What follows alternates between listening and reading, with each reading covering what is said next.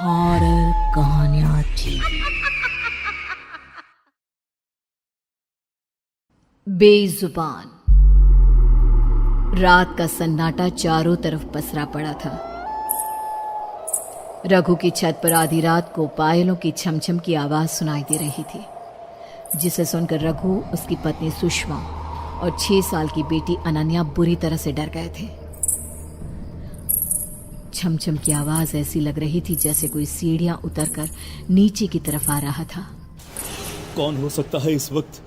ये आवाजें जो इस घर में रोज सुनाई देती हैं, पता नहीं किसकी हैं। जब से इस घर में रहने आए हैं तब से आधी रात को हर रात इस तरह की आवाजें सुनाई देती है।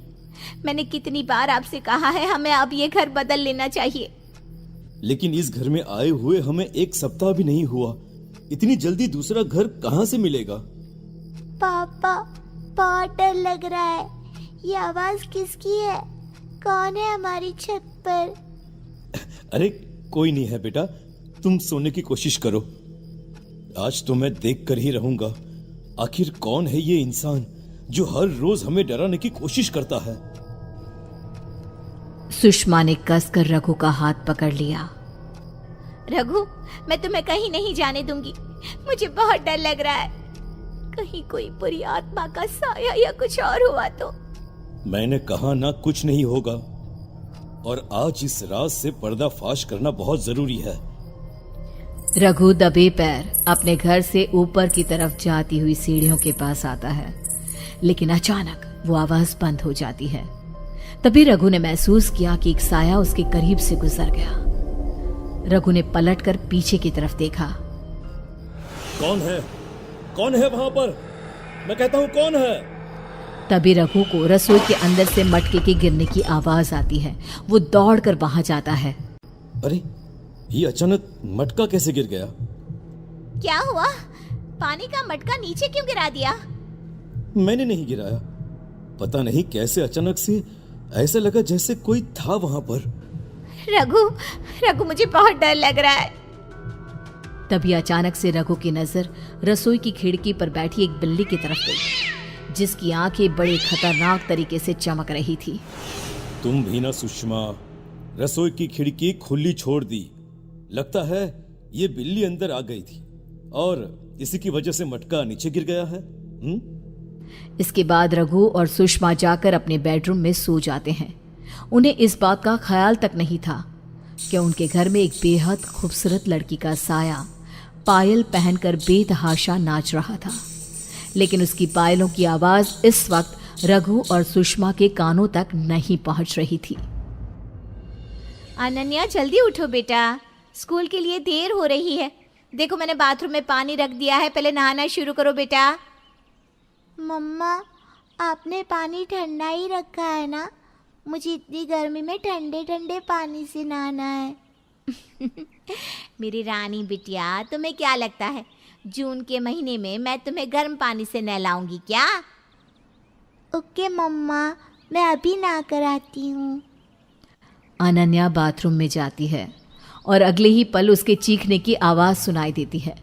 रघु और सुषमा बाथरूम में दौड़कर जाते हैं और उन्होंने देखा कि अनन्या का पूरा शरीर जल गया था। उसके शरीर पर फफोले पड़ चुके थे। ये क्या हुआ मेरी बेटी?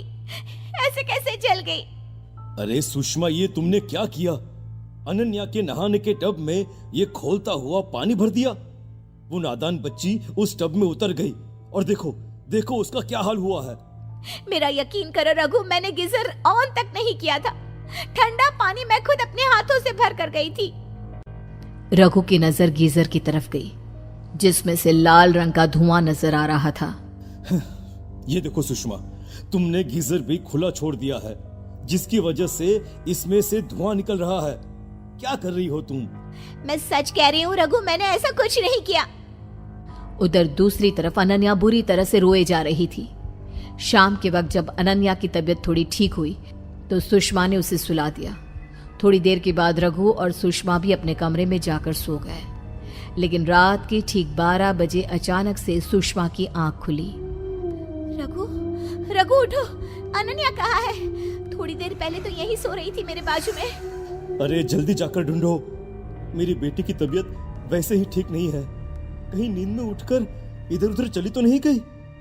रघु और सुषमा अनन्या को ढूंढने के लिए पूरे घर में यहाँ वहां भागते हैं, लेकिन उन्हें अनन्या कहीं नजर नहीं आती। ठीक उसी वक्त छत के ऊपर से पायलों की आवाज आने लगती है।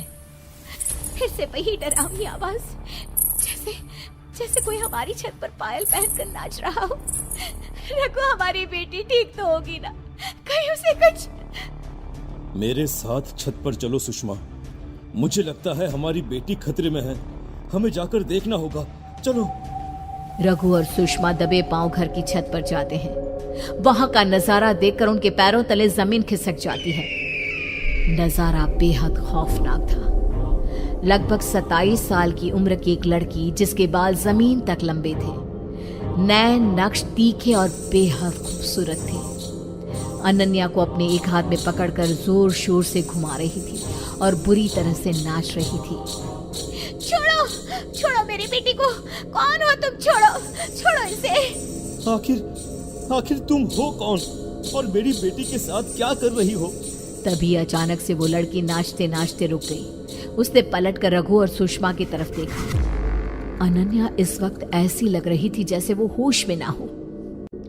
पहचाना मुझे या भूल गए? क्या मतलब? मैं तुम्हें नहीं जानता। वो लड़की बहुत ही खौफनाक तरीके से जोर जोर से हंसती है और फिर अनन्या को छत के किनारे से लटकाकर नीचे फेंकने की कोशिश करती है। नहीं, प्लीज ऐसा मत करो, मेरी बच्ची को छोड़ दो। देखो देखो, तुम जो चाहती हो हम वो करेंगे, लेकिन प्लीज हमारी बच्ची को छोड़ दो। अगर अपनी बच्ची को जिंदा देखना चाहती हो तो पूछो अपने पति से कि उसने अपनी जिंदगी में क्या गुनाह किया है। आप कुछ बोलते क्यों नहीं? बताइए ना, कौन सी गलती की सजा मिल रही है मेरी बेटी को? प्लीज रघु, कुछ बोलो, वरना ये हमारी बच्ची को मार डालेगी। रघु सर से पैर तक पसीने में तरबतर हो चुका था। उसके हाथ पैर डर से बुरी तरह से कांप रहे थे और गले से आवाज भी ठीक से नहीं निकल रही थी। ये लड़की यहाँ नहीं हो सकती, ये पॉसिबल नहीं है। अरे ये तो... हाँ बोलो ना, बताओ अपनी बीवी को कि मैं तो आज से 8 साल पहले ही मर चुकी हूँ। यही कहना चाहते हो ना तुम? क्या मतलब? तुम मर चुकी हो, लेकिन तुम तो हमारी आंखों के सामने खड़ी हो। सच्चाई सुनना चाहती हो तुम? सुनो, तुम्हारे पति ने कॉलेज के टाइम पर मेरे साथ इतनी रैगिंग की, मेरा इतना अपमान किया, इतना मजाक उड़ाया, अपने दोस्तों के साथ मिलकर मेरे साथ वो किया, जिसकी वजह से मुझे अपनी जान देनी पड़ी। रघु, क्या ये जो कह रही है वो सच है? और अगर ये मर गई है तो इस तरह हमारी आंखों के सामने नजर क्यों आ रही है? मुझसे गलती हो गई, बहुत बड़ी गलती हो गई मुझसे। मुझे तुम्हारे साथ वो सब नहीं करना चाहिए था। अब प्लीज प्लीज मेरी बच्ची को छोड़ दो उसे। जानते हो रघु, इंसान के पाप लौट कर उसके सामने जरूर आते हैं। जिस घर में तुम रहने के लिए आए हो ना, दरअसल वो मेरा ही घर है। मेरी मौत के बाद सदमे की वजह से मेरे माँ बाप भी मर गए, लेकिन मेरी आत्मा हमेशा से इस घर में ही रहा करती थी, क्योंकि मैं मरना नहीं चाहती थी, लेकिन तुम्हारी वजह से मुझे मरना पड़ा। देखते ही देखते उस लड़की का खूबसूरत शरीर सड़ने लगा। उसके पूरे शरीर में बड़े बड़े कीड़े बिलबिलाने लगे। ये देखकर सुषमा और रघु की डर के मारे हालत खराब हो गई। देखो मैं मानता हूँ मुझसे बहुत बड़ी गलती हुई है। मैं तुम्हारा घर भी छोड़कर चला जाऊंगा, लेकिन प्लीज प्लीज मेरी बच्ची को छोड़ दो। लेकिन उस लड़की ने देखते ही देखते अनन्या को छत से नीचे फेंक दिया और गायब हो गई। रघु और सुषमा अपनी बच्ची को बचाने के लिए दौड़कर नीचे पहुंचे, लेकिन वहां पर कोई भी नहीं था। तुम्हारी की हुई गलती की वजह से आज मैंने अपनी बेटी को खो दिया। रघु, क्यों किया तुमने ऐसा? क्यों बेगुनाह लड़की की जान ली थी तुमने? मुझे माफ कर दो सुषमा, मुझसे बहुत बड़ी गलती हो गई है। मैं जानता हूँ मुझे वो सब नहीं करना चाहिए था, उसके बाद रघु सुषमा को घर के अंदर ले जाता है, लेकिन ये देखकर उन दोनों के होश उड़ जाते हैं कि अनन्या तो अपनी जगह पर सोई हुई थी। इसका मतलब उसने हमारी बच्ची को छोड़ दिया। हमारी बच्ची ठीक है। सुषमा प्यार से अपनी बेटी के सर पर हाथ फैलाने लगती है, लेकिन अनन्या की आंखें अजीब तरीके से चमक रही थी और वो खौफनाक तरीके से एकटक खिड़की की तरफ देख रही थी, जहां पर उस लड़की का साया खड़ा मुस्कुरा रहा था, जिसे देख अनन्या भी अजीब खौफनाक तरीके से मुस्कुराने लगी।